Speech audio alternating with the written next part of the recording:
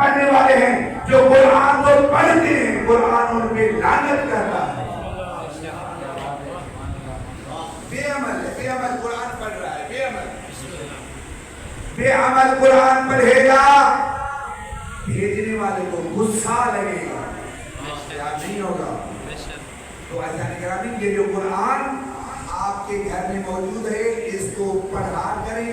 میں یہ نہیں کہوں گا کہ ماشاءاللہ آپ حافظ بن جائیں کم یا روزانہ پورا مکمل پارا پڑھا کریں. نہیں، میں یوں کہوں گا کہ 10 آیتیں پڑھیں، ترجمے کے ساتھ پڑھیں. ایک آیتیں 10 پڑھیں ترجمے کے ساتھ، 10 منٹ بھی نہیں لگے گی.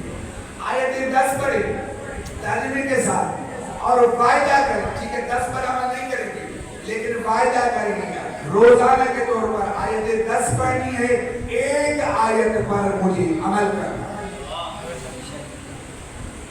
خدا 1 سال کے اندر تمہاری زندگی بدل جائے گی، پوری زندگی بدل جائے گی.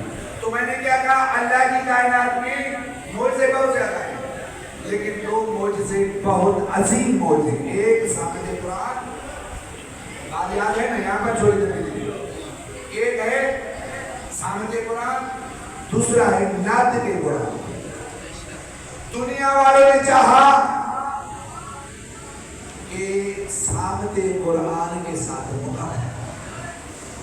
قرآن نے بھی جواب دیا، ان کنتم فی ریب مما نزلنا علی عبدنا فأتوا بسورۃ من مثلہ وادعوا شہداءکم ان کنتم صادقین.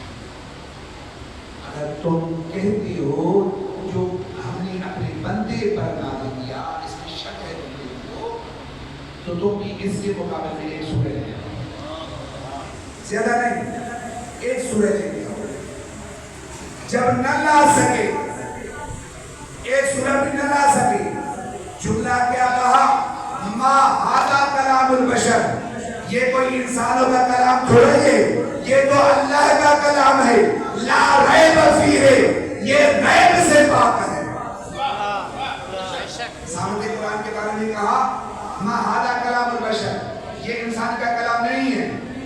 لا ریب فیہ، یہ ریب سے پاک ہے، یہ ریب سے پاک ہے. جب اللہ کے قرآن کے ساتھ مقابلہ کرنا چاہا، خوشنود امام زمانہ بلند تر سلوات.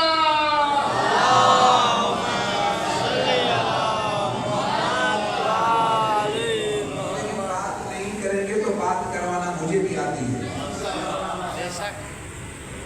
تو یاد رکھیں، جب ناطق قرآن کے ساتھ مقابلہ کرنے کی کوشش کی، مقابلہ نہ کر سکے، کیونکہ ابھی تک کسی نے علی سے مقابلہ کرنے کی جس نے بھی کوشش کی ہے وہ خود مٹ گیا ہے. مقابلہ کرنے کی کوشش کی نہ کر سکے.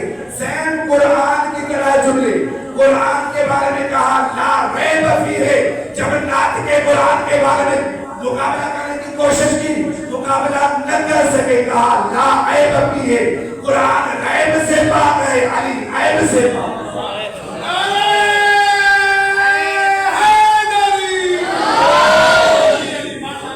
دنیا والوں کو کیسے پتا چلا بھائی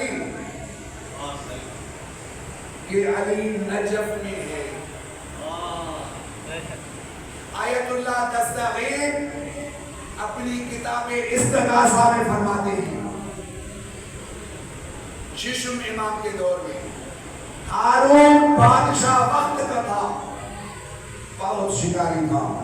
اس نے شکار کا ارادہ کیا کہ مجھے شکار کرنا ہے. جنگل میں نکلا اپنے کتے لے کر.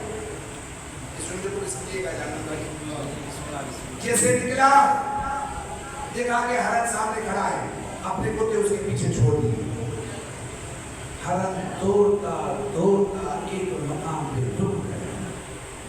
یہ آیت اللہ دستغیر ماشاءاللہ بہت بہترین ہمارے فقہ جعفریہ کے ہمارے مکتب کے بہت بہترین پائے کے آدمی ہیں. وہ لکھتے ہیں ایک جگہ وہ ہرن رک گیا، بیٹھ گئے. جیسے ہی ہرن رکا ویسے کتے اس کے پیچھے تھے. جہاں پر ہرن رکا کتے آگے نہیں بڑھے، بریک لگ گیا، آگے نہیں. ہارون پریشان ہوا، شکار سامنے بیٹھا ہے،